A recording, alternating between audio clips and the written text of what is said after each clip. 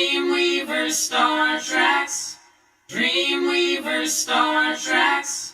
DreamWeavers StarTrax. DreamWeavers StarTrax. DreamWeavers StarTrax. DreamWeavers StarTrax. DreamWeavers StarTrax. Hello, Dreamweavers. How you doing out there, storytellers? All right, we are here. Of course, we have hosting with Miss Corinne Zai, and we have one of our favorite people on the planet. That is Mr. LVLukeLowrey. Who is just, well, let's just say he's kind of everything. I guess he's a gymnast, a dancer, a singer, an actor, or a screenplay writer. He's in New York, and he's got a phenomenal personality. And a stand-up comic. That happen? And stand-up comic. Oh, and stand-up comedy, yes. You'll actually get to see some of those in Take2. These funny people, I've seen them. Funny, I almost fell off my chair at home. And this is my co-host, beautiful husband, Ren Zai. And just so you guys know, Ren is an acting coach, filmmaker, screenplay writer, and playwright, and director, and what doesn't he do? Composer. And I'm a voice teacher, and he's an acting coach. I'm a voice teacher, songwriter, and singer, and songwriting teacher. So now you know who we are, but it's not about us. It's about LVLukeLowrey. No, I call him Luca because he's my twinsy. But LVLukeLowrey, in from New York City, flew in from NYC. Yeah, just to say hi to you. I love it. Just for you guys, only for you. We love you, Luke. So, do you want me to start? Yes! You go for it. So what we usually do at the beginning of the show, in the first section, it's all about Luca. You're going to hear about his history and how he has reinvented himself 1,000 times and been so successful in a zillion different aspects of show business, right? And so we're going to get started with that. But remember, Dreamweavers run on imagination, ROI, changing the world one artist, one story at a time. And Luke is doing that.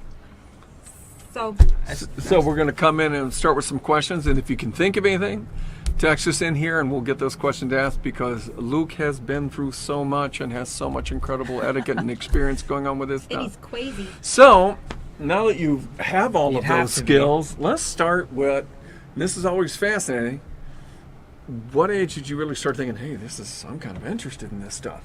I was always in plays and the church plays. My sisters were dancers. My mom was a dancer when she was growing up. Me too. Yeah, so it was just like artistic environment, I guess, to grow up in. And I was in like their shows. They would recruit me to do the Nutcracker as a little kid, and they couldn't dance, but somehow. But you were a gymnast. I was a gymnast, so they would. Somehow they were like close enough, yeah. Where was this? Just so we'll know, where was this? This was in Memphis, Tennessee, where I grew up, and and then I think in like middle school I saw the play at my high school where I grew up, and I just was like, I want to be up there. I need to be up there, and it was like a moment that I was like, oh, I need to. Leo people, just saying. Yeah, I need to be doing that, whatever that meant. So. From that point on, I was hooked. It was tunnel vision on how do I get up there. So you started taking dance lessons, and you started going into theater. Well, theater first and then dancing. Which one? It was definitely theater first, and then I started. Once I got a car, I started crashing my sister's dance classes. But that wasn't until high school. I didn't start going until like 16. Wow. So then, and you're in Memphis. And I was bad. And then I was bad. At 16, I chose wrestling over ballet. That was the dumbest thing I ever. I don't know. Probably had more friends than I did. No, he beat them all up. So no. Yeah, your friends beat me up. So then let's kind of, because he's got so much to cover, we're gonna kind of fast forward a bit. Jump. So you ended up in Chicago. Why? Yes. How did I get there? I had started working at a theater right out of high school, the Barter Theater in Virginia. Great people. They were the people that first taught me about serving the audience and that we're here for them and not ourselves. Right. Then I went to college for a semester and hated it and left at Christmas break. And then my through recommendation of my sister's dance teacher, she said, you got to go to Chicago to this school where I used to teach. and What was the name of it? Salt Creek Ballet. Salt Creek Ballet in Chi-Town. My hometown. Yeah, Just out in saying. the suburbs even. It was the We're- Westmont. It's the used guys. Yeah. So I went up there, drove up there, and that's where I was for like 3 years. So you went to Salt Creek Ballet School, and then you auditioned for. On a random whim, went to Wicked first. Went to the Wicked audition first. Didn't get it. Oh, hate that. It was really bad. And then they called me back for Cats and ended up getting that. Oh, not just Cats, The but Cats the national tour. tour. of Yeah, you Cats. see some of the pictures Yeah. as we're running through the Yes. takes. You'll see him as a Cat's cat. like the cutest little kitty ever Cat. because he's a Leo. Full cat drag. And then when Cats was done, or just about done, I think it was, they called you, the casting director. It was they were casting new people for the Moving Out national tour, which is another Broadway show. Not a lot of people know that one. It was a dance show I that don't. Twyla Tharp. Twyla Tharp! West Side Story! Yeah. Just saying. Yeah. That Twyla amazing. Tharp choreographed, Yeah. and they needed somebody, and my friend was the stage manager, and she called me up and was like, "You got to get up to New York and come audition for this." So I went and auditioned for Miss Twyla, and was back out on the road a few weeks later. And national tour, and that was the national tour moving out too, Mhm. right? And national tour doesn't necessarily mean that it's only the United States. It's No, we were all international, over right? Canada. Cats, we went down to Brazil and What? Chile, or Chile, however Yeah. you say it. Right, right. Depends on where And you're at. And how yeah, hungry you no, are. amazing experiences. Like really young, and just got to travel and in a cat and ears and a tail for a living. You gotta love the kitties. Yeah. So, and then you ended up in Greece. Then I ended up in Greece right after moving out. I was out in LA for a second, and then again, some friends told me they were looking for dancers who were aerialists as well, and I'd kind of been training aerial. Real quick. Just tell that story really quick. So they This needed is fake it till you make it, people. they needed dancers who could do aerial work, and my best friend, well, is a beautiful aerialist. She's still doing it. She's in Cirque du Soleil now as an aerialist. She would teach me aerial on my breaks from tour. I knew about this many tricks, and so we had to make a reel of me doing some aerial stuff, and we cut like 5 different tricks and spliced them together, her talent to edit, and sent it off, and it looked like I knew what I was doing. I got the job. Oh my God. I got to Greece in a panic, went to my room, got the Wi-Fi, and YouTubed how to be an aerialist. I pulled the sheets off the bed, and I'm on the floor, like, wrapping myself up, like, trying to figure it out. Like, I barely knew how to climb to the top. I told you it's crazy. And it worked But out. you see how fast learners you have to be Yes. in this business? Really fast sometimes. What is it? Yes Yes, and. and. Yes, Always and. First say rule yes of improv. and. Yes, and. Yes and. Yes, and? Sometimes and. is how it comes out. Yes, and. So But we're in Greece, and then you end up back in Vegas. I had auditioned for Cirque du Soleil before I went to Greece, and 2 of my friends, including the one who made the reel, they got it, and I didn't. And then while I was in Greece, I found out that I did get it, and my first response was, "Who died? How did I get that job?" But so I left Greece and went to Montreal to train for Cirque du Soleil, and then ended up back here for like 3 years And Viva Elvis. in Viva Elvis, At- Cirque du at the Soleil, Aria. at the Aria. And he was newsflash. Okay, he was raised in Memphis, but he was born in Las Vegas. Born in Las Vegas. My family So is from he's, here. He's originally from here. It's weird. I can't get away. There you have it, and he's back. He flew in just to hang with us. And so you did Viva Elvis, and then you got out of that, and we'll talk about that later. Why? But then he went to New York. And then I went to New York and danced for like a minute and a half. Was in pageants off Broadway. Oh yeah, I did that. And then I'm gonna fast forward. Go this. ahead. And then you decided you wanted to do stand up because you met Lisa And then Lampanelli. I thought stand up was a good opportunity. I gave it a try for Lisa Lampanelli. 2 years opening For act. 2 years, got to come here and perform, And then and then now I'm acting. he's Now acting film, we're going television. into act. We got through the whole thing in 7.5 minutes. That's how cool we are. That is impressive. That's how good you So, are. what we're going to work on here, we're going to check it out. We're going to come back, and next section in Take 2, we're going to be talking about Luke along with comedy and dance and the amount of stuff that went in that, which is actually And how incredible. sometimes dance can look comedic. And Yeah. And while you sing, while you dance, and you make jokes. Oh yeah, Oh. try that. Yeah. Whew.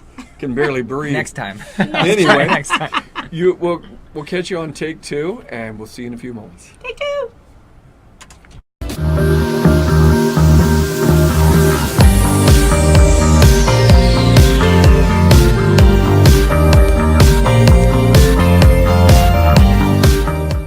We got any lesbians here?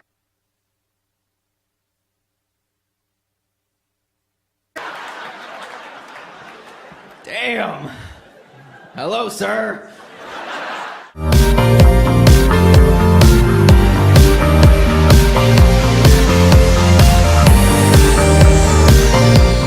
Where are the gay people? And they're like, well, there's about 4 of them, but they're all hanging from the telephone wire out front.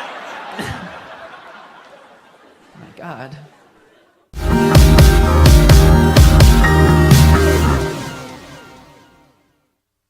One, two, three, 4, 5, 6, 7. Hello, Star Trackers. Here we are with Luke Lowrey, singer, dancer, actor, stand-up comic, filmmaker extraordinaire. And you saw his history in segment 1. Now we're going to talk about dance, his singing, and his transitions in his comedy, and his transitions through all these different incarnations of his amazing career. So It's a mild form of schizophrenia, is It's really like- all it is. just a little bit. Yeah. But it's fun. It's a very fun. Is God talking to us? We hear an unembodied voice. I love it. So Luca, you started training probably in high school, which is kind of late For dance? for a dance. Yeah, I was going when I was 16 to my sister's class, and it was like once every couple of weeks because I couldn't take time away from my pizzeria job. Of course, that was important. Yeah, I don't know, I just couldn't make it, and I was doing the plays and stuff too. But yeah, 16 is when I started. That's so late, y'all. Come on, I started when I was 3, and so you danced in all these national tours and everything, and you studied with some incredible teachers, and then you came to Cirque du Soleil, and then Cirque du Soleil, Viva Elvis, and what happened? Yeah, well, I was with Cirque du Soleil my contract was for like 2.5 years, and while I was there, I got injured, as many people do at Cirque du Soleil, and It's a lot of work. yeah, and moved back to New York after that, and I just was like,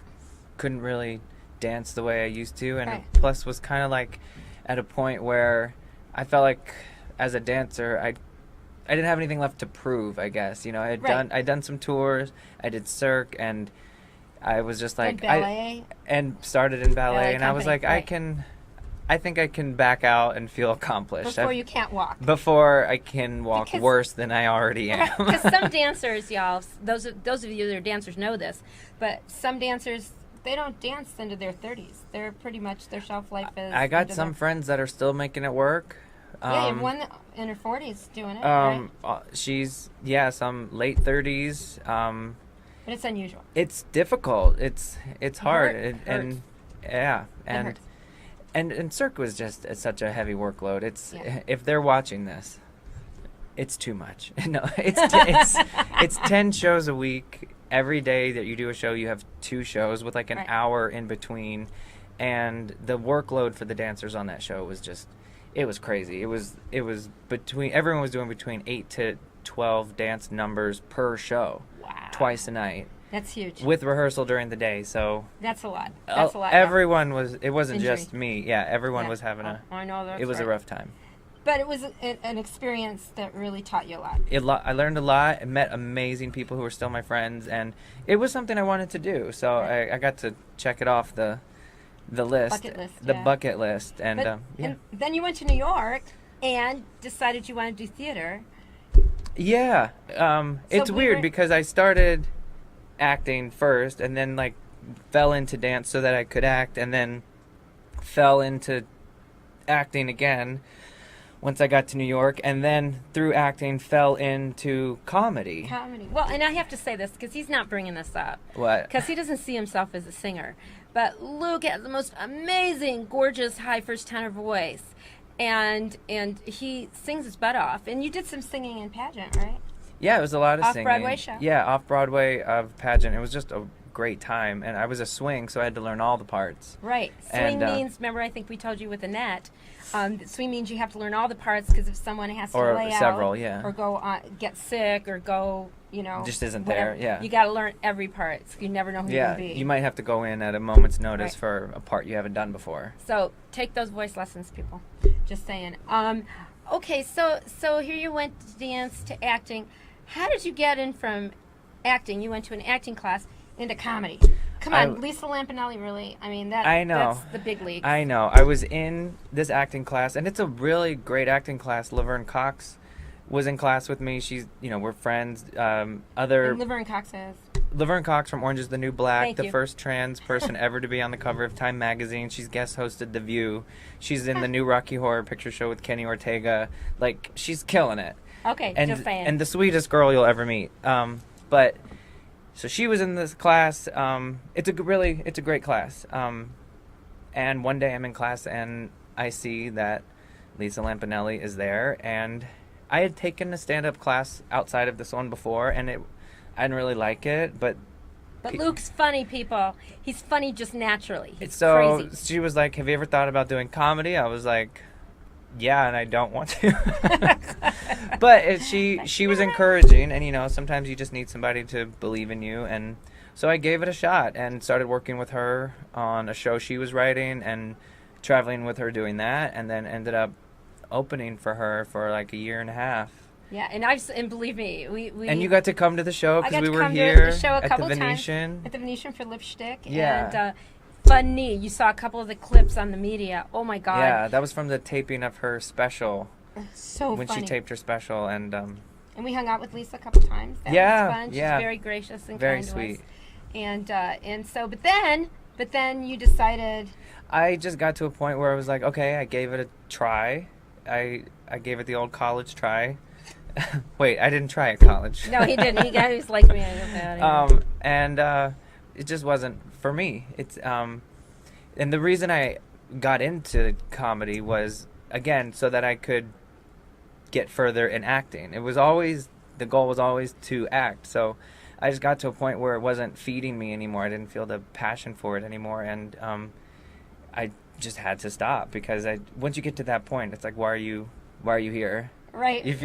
I was literally on stage, and like, I'm saying my act, and then the other voice in my brain is going, what if I just walked off stage right now? Oh, that's when it's time to reinvent yourself. Time to walk off stage. Off stage, when you're thinking about that. Yeah, and Lisa was really great and understood. She was like, if you're not happy, then you gotta go. And she was really great about it. And went right back to the same acting class where I met her, and got into a lot of on-camera classes and networking. And you're going to talk about that with Ren in segment 3. In the next one. So, but let's talk about, because, hey, it's really, we're saying this is about Luke, people, but it's really all about me. No, I'm joking. Oh. So I'm going to ask him a question for those of you guys that go, well, I'm an actor. Why do I need to worry about my voice? How important is vocal health to singing, acting, and stand-up?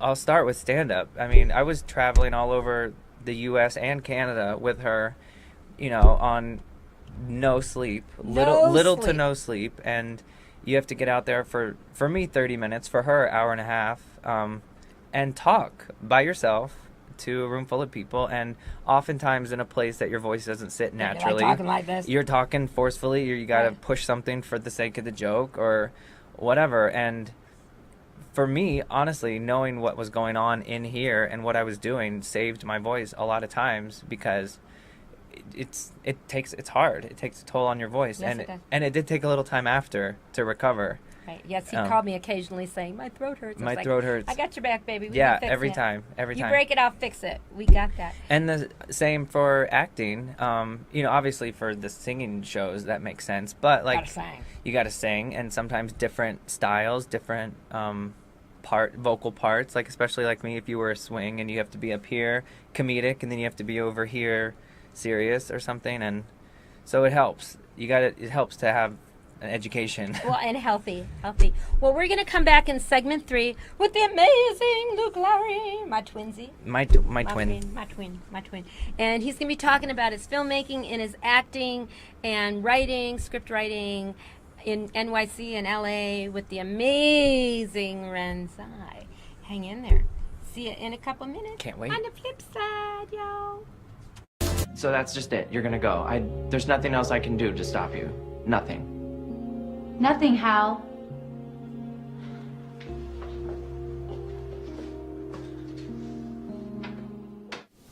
Based on your condition, we estimate you have about 30 days to get your affairs in order. 30 days? What is this shit? You know what? I got a news flash for all of y'all. In here, there ain't nothing that can kill Ron Woodruff in 30 days. I'm sorry, I guess I had you all wrong in my brain. Oh, really? Yeah. Well, it's amazing what can happen when you actually get to know somebody. Maybe we could get to know each other better sometime? Yeah. I like that. Cool. Well, I'll call you later, yeah. DreamWeavers StarTrax. Hey, you fierce storytellers out there. We're into learning a little more with Mr. Luke Lowrey, who has decided to pretty well just try everything at least twice, 3, 4, 5 times, 6, 7 times. Okay. About that Decided or fell into it. We're not sure. That's true. It However it happens either happens. way, you know, getting shot out of a cannon late at night. No, we'll get that later. All right. Right. All right. What we're going to deal with. One of the things that Luke has been through time and time and time again, and a lot of you have a, oh my gosh, how am I going to handle the auditions? And on the back end, it's how you approach an audition. And because he's had so much experience in auditions where he'd get up and get on trains at crazy times in the morning and before the sun's still not showing, and then come back after it's gone down. Give them a little sense how to psychologically approach auditions so it's not like, it's a beast and it's going to eat me. And it has nothing to do with failure. It actually sounds kind of romantic the way you described it, with the train and the sun coming up. That's But, so the way, I don't know, auditioning, what really helped me was when I realized that they want, first of all, the people behind the table, meaning the creative team, casting, director, whoever it is, wants you to do well. They are rooting for you to do a good job because it makes their job easier. It makes their day shorter. They can go home. They can bring someone to the director and say, look, I got this really exciting talent who's going to make the movie great. You know, it does make their job, or musical, whatever you're auditioning for. And so that helped, first of all, to know that they're on your side. 99% of the casting directors out there love actors, and they're obsessed with them, and they want them to do well. And the other percent of them shouldn't be there anyway, but that's in any field. But so that was first. There's a term, casting director. A lot of you are thinking, yes, your agents are important, your management is important, but the decision maker really does tend to be the casting director. Well, the casting director is your voice between, it's the middle person between you and the people actually making the movie. Right. So your relationship with them, like, first of all, if they know who you are and they know what you do as an actor, they can call you in because they're like, oh, this part is a good fit for this actor. Let's see how they do with this character. Right. So that kind of leads me to the rest of your question, which is how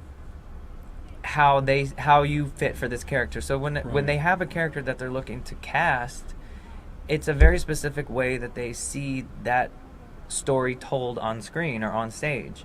So, like I was telling you before we started, there's many of this in New York or LA. There's a lot of white guys, curly hair, whatever. But what that guy brings to the role, I'm not going to be able to do because of who he is and what he's been through in his life and his take on the character. What he's going to bring is specific to him and beautiful in its own right. So each person is basically sculpting. Okay, this is my audition. So you're sculpting your artistic vision. And hopefully, for the sake of wanting to work and getting to do a cool story that hopefully you believe in, hopefully the way you tell this character's story and personify it fits their vision.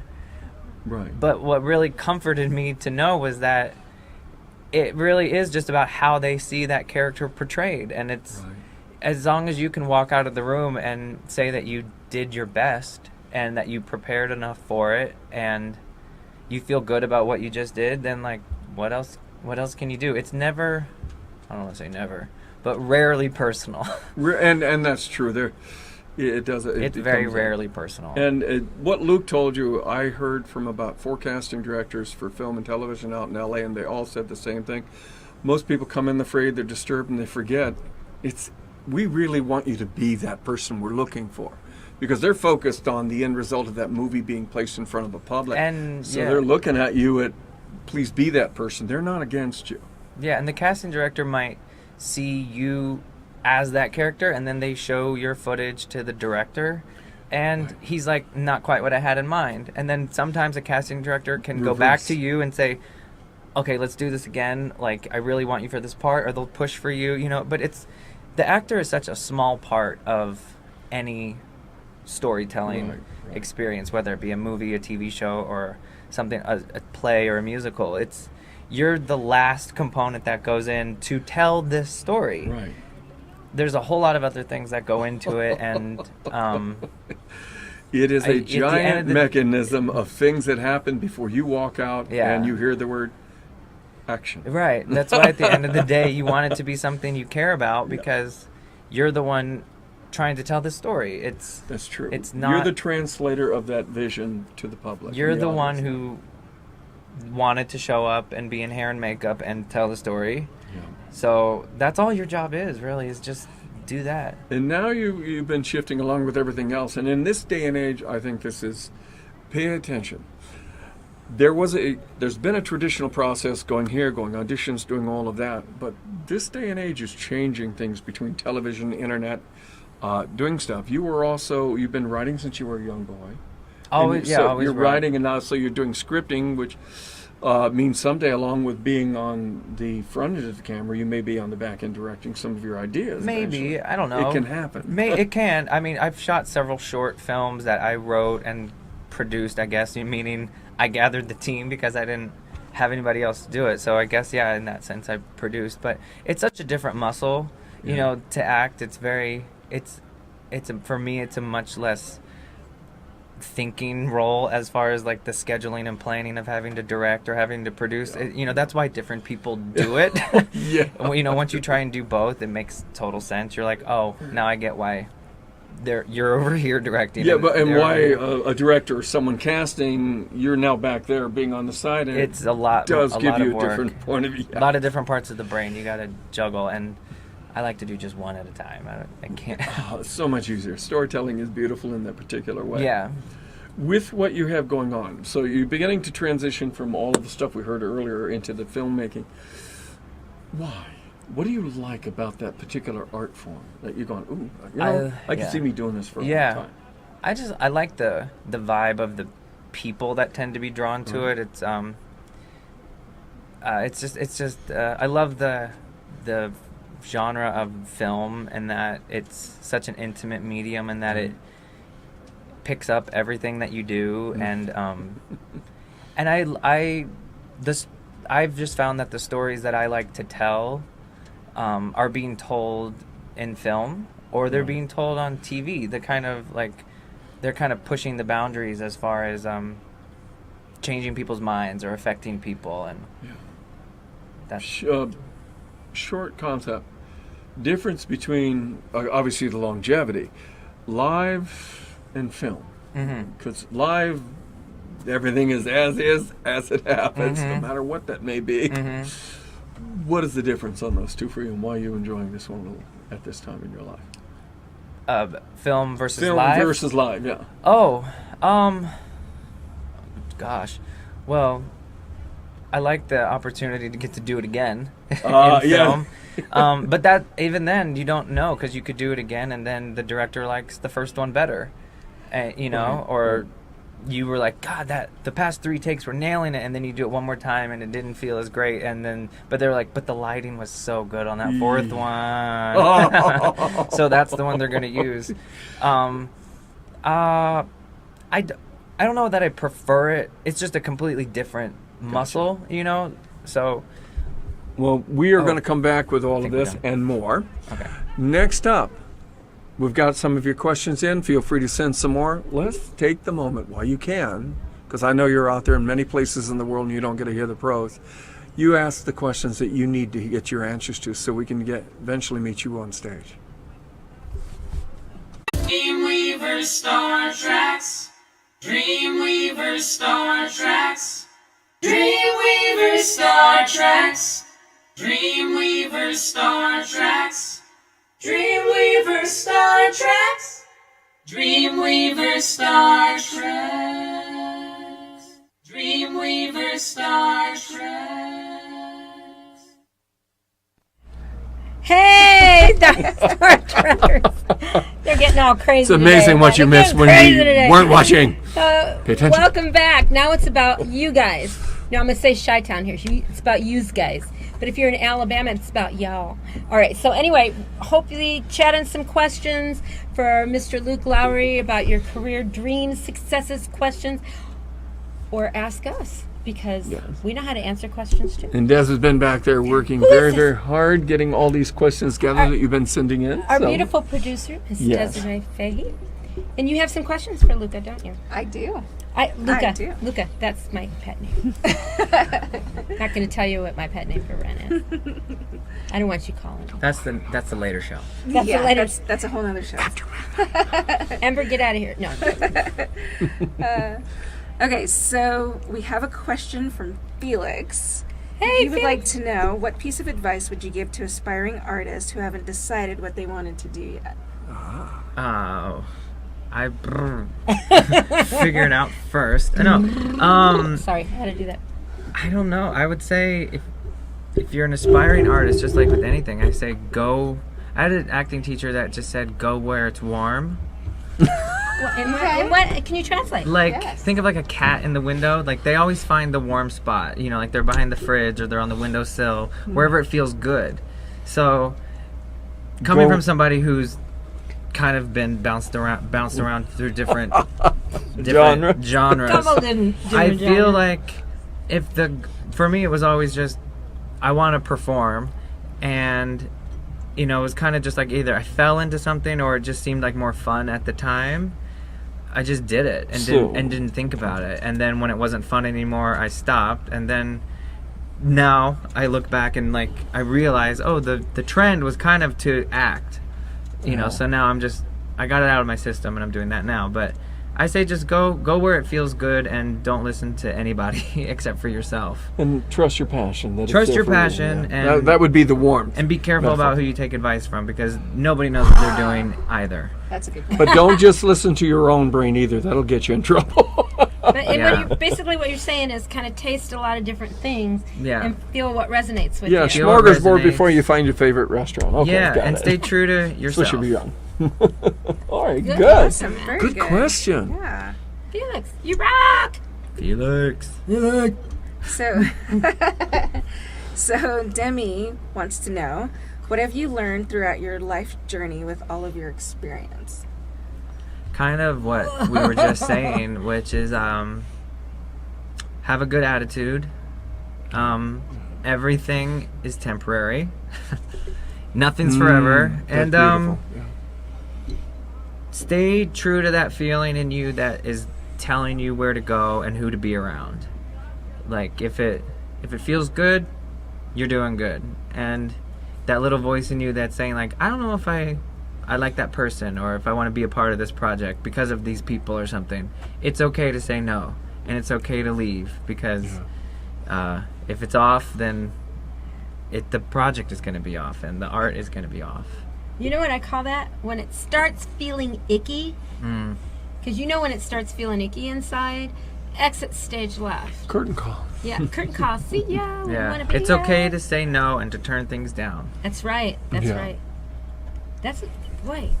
Listen, people. But another thing that Luca mentioned before the show. At a young age, of course, try everything. But once you're starting, okay, this is ready, I know what I want to do. Make sure what you're really standing out there and going in for auditions and stuff is something you said, oh my God, I would just love to do that part. Feel that power, because it'll help drive you. Yeah, and don't give up. There is no giving up in this game. Don't give up, because I've seen people who've given up, and then there's people who decide to leave the business, which is fine and valid as well. But it breaks my heart when I see people like discouraged and they want to quit, because literally it always proves true that if you just keep going, like something's going to happen. It just has to. Right. Yeah. Hazel, you've heard this before. Hazel Payne, 2-time Grammy winner, had a baby. Oh my and said, God, "I'm just never I'm quit." not gonna join one more band."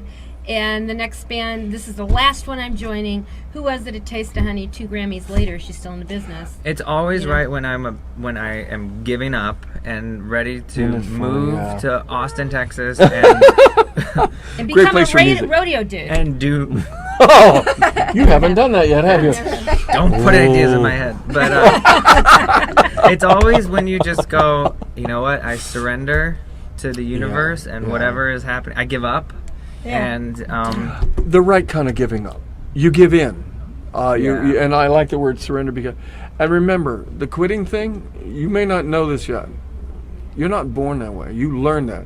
Because trust me, if quitting was the thing we thought was born in us, the first time we did that fall, hit the table, rolled over, and it hurt like heck, that's it, I'm crawling for the rest of my life. I'm never getting up again. And Who invented that idea? throughout the beginning of my professional life, through ballet school and all that, I just would always tell myself, if it were easy, everybody would be doing it. Thank you. Very true.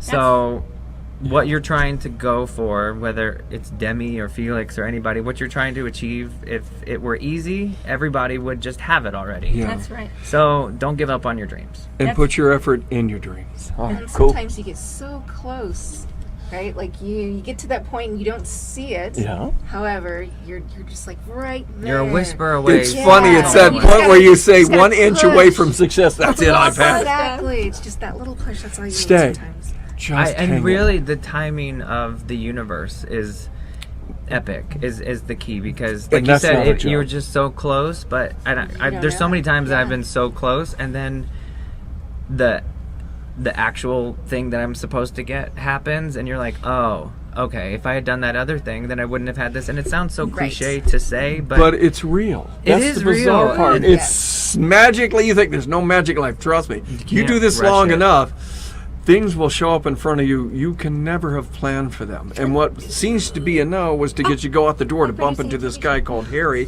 who now puts you in your next show. Yeah. It's amazing. All right, we'll try to squeeze in one last question. right. This question's from Donald, and he would like to know, what was your favorite experience involving everything? So throughout your entire journey, what was your absolute favorite like a top experience? moment. Yeah. And save just a little bit of time to tell about the project you're working on and the one Yes. that you Yes. just got through. Yes. Oh my God. TikTok, babe. Falling in love. Interesting. How so? Aha. Still I don't know. It just happened. I don't know. It makes everything make sense, because you realize at the end of the day, that's what you're trying to do, is to feel feel love and tell stories that make you feel love, to make other people feel love, and it kind of just clarifies everything. It's not about the. And we talked about this just briefly. I'm just going to throw it out there before he tells you about his project. If you don't have a successful life, it doesn't matter how successful your career is, because you're going to be happy at work and miserable at home. If you're a jerk before success, you'll be a jerk after. Yes, trust me. Exactly. Yeah. And your success may become limited eventually. Yeah. It can only go so far right. being a jerk. So Last what- part of that question. Oh, no, he answered that question. So tell us Donnie. about your projects. The Yeah, film project, you just project. finished. I just finished a film called My Story, directed by Lynette Lucas, written by Shakisha Williams for Harlem Fusion Productions, and they're finishing it up now, and it's going to be going to festivals. Hopefully, that's the plan. And I'm in pre-production right now for a script that I wrote that I would love to shoot this summer. That's what we're going for. Hopefully, with some of the same team from this last one, and so that's it. Just kind of going where it's warm, like I said, and just keep trudging along and having a good time. Hopefully with fun people. I like it. This has been fun. We love you. Thank you for coming. And those of you that want to see us, we're going to be at Whole Foods on Las Vegas Boulevard at Town Center at hang 7 out. o'clock if you want to see That'd be Luca. cool if they're here. That's So, true. yeah, and we'll be And eating. who do we have up next week? We have Corey Taylor next week. What? TV and radio host. She's 18 years old. She's on right after us, but we're going to be talking about her instead of her talking about other people. Join us next week. It's going to be fun. Y'all should have tuned into that one. I don't know what you're doing watching this guy. Oh, hey. All right, we love you, storytellers. So listen, Dreamweavers, get out there, get to work, live your passion every day. See you next week live at 5 on Thursday. DreamWeavers StarTrax. DreamWeavers StarTrax. DreamWeavers StarTrax. DreamWeavers StarTrax. DreamWeavers StarTrax. DreamWeavers StarTrax. DreamWeavers StarTrax.